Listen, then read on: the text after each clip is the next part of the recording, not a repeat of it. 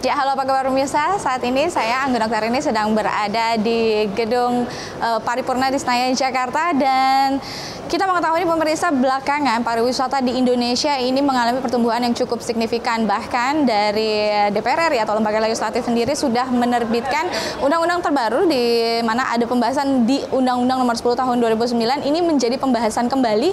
Dan setelah sudah terbitnya undang-undang ini pemirsa, tentunya kita ingin mengetahui apa saja yang ada dalam pembahasannya, dan saat ini saya sudah bersama dengan salah satu anggota Dewan dari fraksi PDIP, Bapak Samuel Watemena.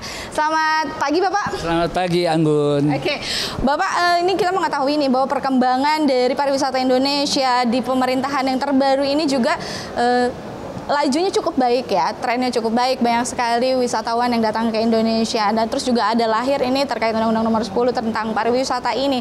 Nah, boleh Anggun tahu Pak, apa sih yang dibahas di dalam undang-undang tersebut? Sedikit saja. Jadi yang paling utama dibahas, dan ini adalah menurut saya atau menurut kami perubahan paradigma.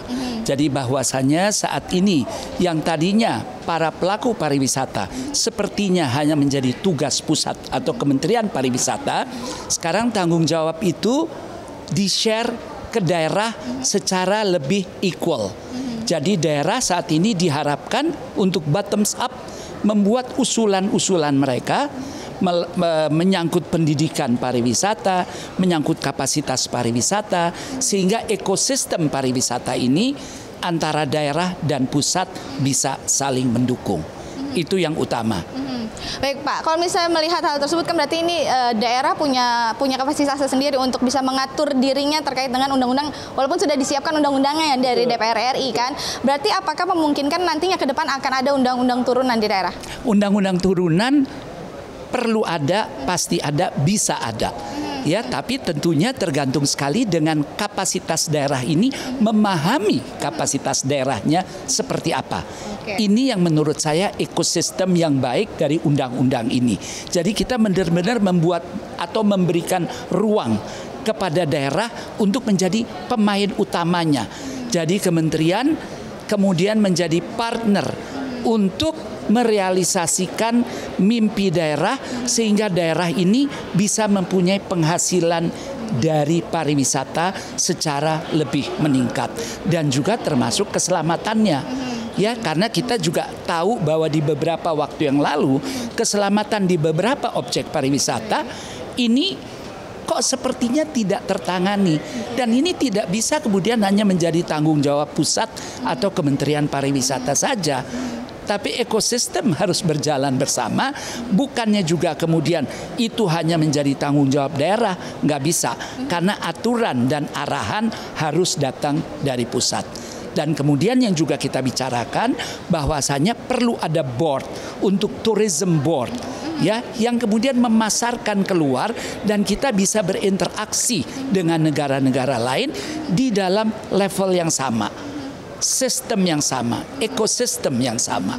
Pak, kalau misalnya tadi kan Bapak bilang nih ada penyesuaian kembali nih, tapi apakah dengan keadaan kita kan saat ini sedang efisiensi juga nih, tentunya dorongan dari kementerian juga agak sedikit berkurang. Apakah ini juga mampu menunjang nih pariwisata daerah dengan keadaan seperti ini, atau justru memang ini adalah satu tantangan baru yang harus bisa disesuaikan itu dari masing-masing daerah, karena kita bukan hanya bicara soal lokal tapi juga internasional yang ada di Indonesia. Betul. Jadi begini, pentingnya daerah memberikan usulan, pentingnya kemudian pusat melihat usulan tersebut.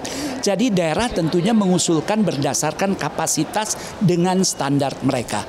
Tapi kalau kemudian kita secara tourism board ingin memasarkan keluar, pusat harus peran serta. Kalau kita mau jual keluar, apa yang kalian belum punya atau apa yang kalian harus penuhi. Nah, interaksi ini, komunikasi ini yang menurut saya sangat bisa dan perlu ditingkatkan. Karena di beberapa daerah, dinas-dinas ini tidak langsung berada di bawah kementerian. Mereka berada di bawah kepala daerahnya. Sehingga komunikasi yang lebih intens diperlukan. Karena pada waktu pusat mempunyai sebuah gagasan, usulan, peraturan, apa yang perlu dilakukan, keselarasan dengan daerah harus dilakukan. Karena dinas-dinas ini berada di bawah kepala daerah. gitu. Jadi menyamakan persepsi menjadi penting dan itu hanya bisa terjadi kalau komunikasi lancar. Baik Bapak, terakhir deh ya, kalau kita misalnya mengetahui memang harus adanya penyesuaian lagi nih antara yang sudah dibuat oleh DPR RI dengan di daerah dan juga mungkin nanti dari pemerintah pusat yang kita sebut sebagai kementerian ini juga harus ada sinergi dengan komunikasi yang baik. Tapi Bapak melihat komunikasi yang berjalan nih, apakah sudah sesuai dengan harapan yang dari DPR RI mau atau memang perlu ada kembali lagi perhatian-perhatian khusus untuk bisa membantu pariwisata di daerah? Perhatian khusus mutlak.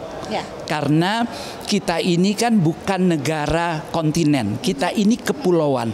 Jadi dialog dari pusat ke daerah ini menjadi sangat ragamnya. Pusat berdialog ke Kalimantan, pusat berdialog ke Papua, pusat berdialog ke Sumatera. Ini berbeda-beda. Jadi tidak bisa memakai satu tolok ukur. Nah, ini yang menurut saya menjadi menarik, ini yang menurut saya menjadi kekuatan pariwisata kita.